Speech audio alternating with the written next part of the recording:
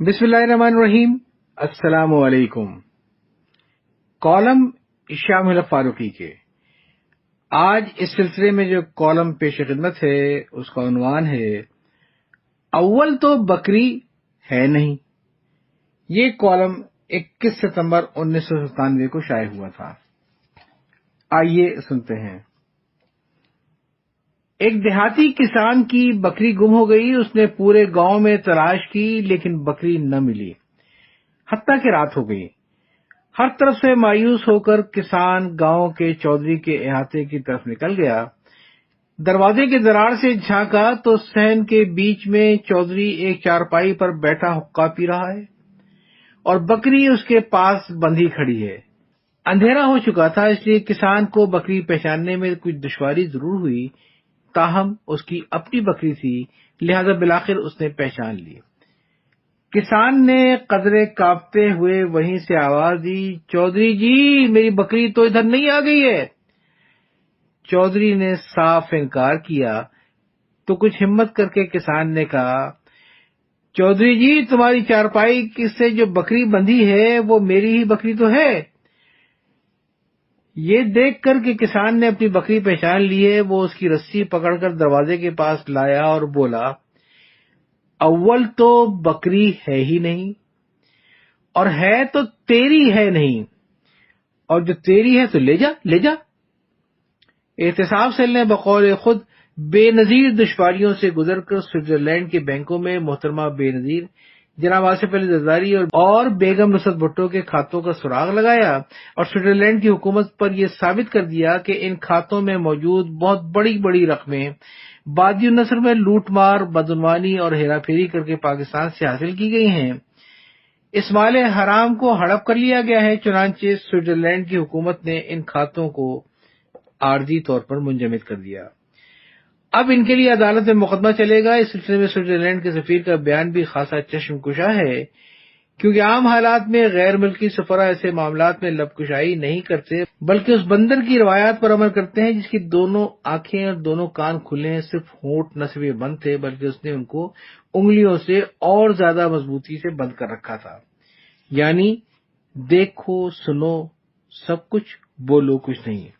अब बैरूनी नुमाइंदे बेगम बेनजीर के पीछे पड़े हुए हैं, लेकिन उनका जवाब का अंदाज वही चौधरी वाला है। अव्वल तो अकाउंट से मुताल्लिक पेश करदा सारे कागजात गलत। अच्छा, अगर गलत नहीं है तो उन पर दस्तखत जाली। अच्छा, अगर दस्तखत भी जाली नहीं है तो इन बैरून मुल्क मेरे कोई अकाउंट है ही नहीं। अच्छा, अगर हैं भी तो इसमें जुर्म कौन सा बनता है? यानी अव्वल तो बकरी है ही नहीं। बीबीसी वाला चीफ स्पीकर पूछ रहा है कि मोहतरमा कुछ तो बोलिए, और मोहतरमा का मोहतरम जवाब वही है, ये तो नवाज शरीफ बड़ा पाजी है। नुमाइंदा कहता है, आप तो बस ये बताइए कि स्विट्जरलैंड में आपका कोई अकाउंट है या नहीं। और वो कहती हैं, मैंने तो कह दिया अव्वल तो, और फिर अच्छा खैर अगर है तो भी जुर्म क्या है। इससे भी ऊंचा लतीफा यह है कि बीबी या उनकी अम्मा या उनके मियां का कोई अकाउंट न होने के बारे में बीबी की पीपी तर्जुमान और बतौर खास तर्जुमान अव्वल यानी नाहक हम मजबूरों वाले साबिक फना फना मुख्तार सबसे ऊंचा बोल रहे हैं। सब झूठ है, सब जालसाजी है, बीबी का कोई अकाउंट नहीं है, और अगर है भी तो। इल्जाम मोहतरमा बेनजीर पर और इनकार अहमद मुख्तार की जानिब से। ये किस्सा हुआ कि एक किसान ने अपनी बकरी की चोरी की रपट थाने में दर्ज कराई। बतौर चोर गांव के चौधरी को नामजद किया। पुलिस ने तफ्तीश शुरू की और चौधरी के कमदार ने कहा, ना जी ना, चौधरी ने बिल्कुल बकरी नहीं चुराई। लोगों ने कहा, कमदार, इल्जाम चौधरी पर है, सफाई तुम कैसे दे रहे हो? कमदार ने कहा, मैं सफाई तो नहीं दे रहा हूं, मैं तो गवाही दे रहा हूं। लोगों ने कहा, ये तो और गलत बात है। तुम ये तो कह सकते हो कि चौधरी ने तुम्हारे सामने बकरी नहीं चुराई, लेकिन ये कैसे कह सकते हो कि चौधरी ने बकरी चुराई नहीं? कमदार ने कहा, हाँ जी, ये मुमकिन है। मेरे दादा ने मुझे बताया था कि एक बार चौधरी के दादा पर उसके अपने किसान की बकरी चुराने का इल्जाम लगा। गवाहियां गुजर चुकी थी। अदालत ने चौधरी से कहा कि अब تم بولو 2-4 معتبر آدمیوں نے تو گواہی دے دی ہے، اب تم نے ان کے سامنے بکری چرائی تھی۔ چودھری صاحب نے کہا صاحب جی یہ سب جھوٹے ہیں، میں ان سے بھی زیادہ معتبر 40 گواہ پیش کر سکتا ہوں جو یہ بیان دیں گے میں نے ان کے سامنے بکری نہیں چرائی تھی۔ صاحب جی جو جواب پسند آئے، صاحب جی کو جواب پسند آیا، اس نے چودھری کے دادا کو رہا کر دیا۔ محترمہ نے یہ بھی کہا ہے کہ اس قسم کے الزامات سے پاکستان بدنام ہوگا۔ سبحان اللہ، پاکستان کیوں بدنام ہوگا؟ چوری چودھری کرے اور بدنام چودھریوں کا ادارہ ہو، ایسا تو کبھی دیکھا نہ سنا۔ ہندوستان میں حوالہ اسکینڈل، چارہ اسکینڈل، خدا جانے کتنے اسکینڈل سامنے آئے جن میں وزرائے اعلیٰ وزیر اعظم تک ماخوذ تھے، لیکن ملزم سمیت کسی نے بھی یہ نہیں کہا کہ ایسا مت کہو ورنہ ہندوستان بدنام ہوگا۔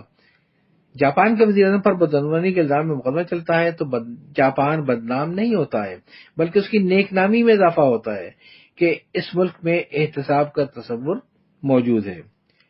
مگر محترمہ کا یہ لطیفہ یہیں ختم نہیں ہوتا۔ کہنے کے بعد کہ اس قسم کے الزامات لگانے سے پاکستان بدنام ہوتا ہے، انہوں نے خود 1997 کے الزامات میاں نواز شریف پر لگا دیے، گویا پاکستان کی بدنامی اس وقت ہوتی ہے جب الزام محترمہ بینظیر پر لگے، میاں نواز شریف پر الزام لگے تو اس سے پاکستان کی نیک نامی میں اضافہ ہوتا ہے۔ تمہاری زلف میں پہنچی تو حسن کہلائی، وہ تیرگی جو میرے نام سیاہ میں تھی۔ محترمہ نے فرمایا کہ اگر ہمارے پاس چوری کا مال ہوتا تو ہم پاکستان لے آتے جو چوروں کے لیے جنت ہے۔ محترمہ آپ لے کہاں سے آتی؟ مال تو پاکستان ہی میں بنایا گیا تھا نا، سوال تو لے جانے کا تھا، لے آنے کا نہیں۔ رہا یہ سوال کہ چوروں کے لیے جنت کون سا ملک ہے، تو اس کا علم محترمہ سے زیادہ شاید ہی کسی اور کو ہو۔ ہم نے جب سے ہوش سنبھالا ہے تو یہی سنا ہے کہ غلط 100 روپے سوئٹزرلینڈ میں رکھ دو تو ان کا کوئی حساب کتاب نہیں، بلکہ ہم تو یہ سمجھنے لگے تھے کہ اس ملک کا نام ہی شاید اس وجہ سے بڑا کہ سویٹ یعنی میٹھا، زر یعنی روپیہ، لینڈ مانے زمین یعنی میٹھے روپوں کی سرزمین، اور مال حرام سے زیادہ میٹھی رقم کون سی ہوگی؟ میٹھا میٹھا ہپ ہپ۔ محترمہ نے بے نظیر سے شکوہ کیا کہ پاکستان میں اتنی فاشسٹ سیاست ہے کہ میرے ٹیلی فون ٹیپ ہوتے ہیں، میرے ای میل اور فیکس میں مداخلت کی جاتی ہے، ہم ایک طرح کے قید خانے میں ہیں۔ اس معاملے میں تو ہم بھی محترمہ کی تائید کریں گے۔ ٹیلی فون ٹیپنگ کے والی گناہ کی ابتدا نواز شریف کے دور سے ہوئی، ورنہ اس سے پہلے اور بالخصوص محترمہ کے دور میں کبھی یہ بات سننے میں نہ آئی۔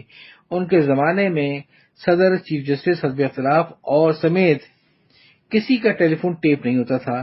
کس طرح کی کسی کی فی میل کے ای میل اور کسی زرعی ٹیکس اور ادا نہ کرنے والی شخصیت کے فیکس میں مداخلت کرنا گناہ عظیم ہے، اور قید خانے میں تو محترمہ واقعی ہیں، نہ وہ دبئی جا سکتی ہیں، لندن، نہ امریکہ۔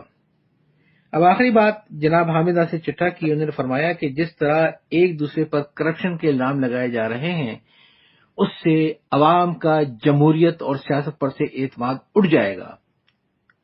ظاہر ہے اگر یہ اعتماد اٹھا تو سب سے زیادہ چبن چٹھا صاحب ہی کو ہوگی، کیونکہ نوابزادہ صاحب کی طرح وہ بھی اور کچھ ہوں یا نہ ہوں جمہوریت اور سیاست کے چودھری ضرور ہیں۔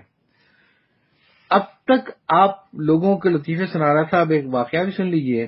غالباً 1957 یا 58 کا واقعہ ہے۔ ان دنوں متروکہ املاک کے مقدمات کی سماعت کے لیے ہائی کورٹ کے ایک جج کسٹوڈین کے اضافی فرائض بھی انجام دے رہا تھا۔ غالباً یہ ہائی کورٹ کراچی کے ایک موجودہ جج جناب کمال منصور عالم کے والد منصور عالم مرحوم کی کسٹوڈین والی عدالت کا واقعہ ہے۔ مجھے ایک وکیل صاحب سے ملنے کے لیے ہائی کورٹ جانا پڑا، وہ کسٹوڈین کی عدالت میں تھے، میں بھی وہیں چلا گیا اور سامعین کی صف میں بیٹھ گیا۔ کسی ہندو کی متروکہ جائیداد کا مقدمہ چل رہا تھا، فریقین کے وکلاء بڑھ بڑھ کر بول رہے تھے، عدالت کا وقت ختم ہونے کو تھا، اسی اثنا میں ایک بڑے میاں کھڑے ہو کر زور زور سے بولنے لگے، جناب عالی مجھے بھی اس مقدمے میں ایک فریق بنایا جائے، یہ دونوں فریق آپس میں ملے ہوئے ہیں، یہ صرف 40 ایکڑ کا معاملہ لے کر آپ کے سامنے آ گئے، لیکن جو 400 एकड़ سے زیادہ زمین ان دونوں نے مل کر دبا رکھی ہے، اس کا تو کوئی پرسان حال ہی نہیں۔ حسرت موہانی نما اس بوڑھے انسان کی آواز عدالت میں گونج رہی تھی۔ فریقین کی اس درخواست کے باوجود کہ مقدمے کا فیصلہ اسی وقت کسی نہ کسی کے حق میں کر دیا جائے، جج صاحب نے کہا کہ ایک نیا معاملہ سامنے آ گیا ہے، اسے نپٹانا ضروری ہوگا۔ یہ کہہ کر انہوں نے سماعت ملتوی کرتے ہوئے نئی تاریخ دے دی۔ میں اخبارات میں ان بڑے میاں کا نام تو روز پڑھتا تھا، لیکن انہیں پہچانتا نہیں تھا۔ دریافت کرنے پر معلوم ہوا کہ وہ مولانا عبدالقدوس بہاری تھے، جن کا کام یہی تھا۔ وہ ایسی متروکہ زمینوں کا پتہ چلاتے پھرتے تھے جو لوگوں نے غصب کر رکھی تھیں، اور پھر عدالت میں آئے تھے۔ یہ سارا کام وہ فی سبیل اللہ پاکستان کے مفاد میں کیا کرتے تھے۔ بہرحال جب عدالت برخاست ہوئی اور لوگ باہر نکلے تو فریقین کے کچھ ذمہ دار افراد آپس میں باتیں کرتے ہوئے جا رہے تھے۔ دیکھ لیا مقدمے بازی کا نتیجہ، ابھی تو اور خواری ہوگی۔ میں اسی لیے کہتا تھا چپ چپاتے تصفیہ کر لو، مل بانٹ کر کھاؤ، دونوں بھائی خوش رہیں گے۔ حامد ناصر چٹھا صاحب کی بے چینی غالباً متروکہ املاک والے مقدمے کے انہی دونوں فریقوں والی ہے، یعنی ان کا یہ کہنا ہے کہ او سیاست دانوں، او جمہوریت پسندوں، ہوش کے ناخن لو، مل بانٹ کر کھا لو، ورنہ تم دونوں بھی بدنام ہوگے، جمہوریت اور سیاست بھی بدنام ہوگی۔ نہ سمجھو گے تو مٹ جاؤ گے او جمہوریت والو، تمہاری داستان تک بھی نہ ہوگی داستانوں میں۔ تو جناب یہ کالم تھا شامل فاروقی صاحب کا، جس کا عنوان تھا اول تو بکری ہے ہی نہیں، اور یہ کالم شائع ہوا تھا 21 ستمبر 1997 کو۔ یاد چاہتا ہوں، اللہ حافظ۔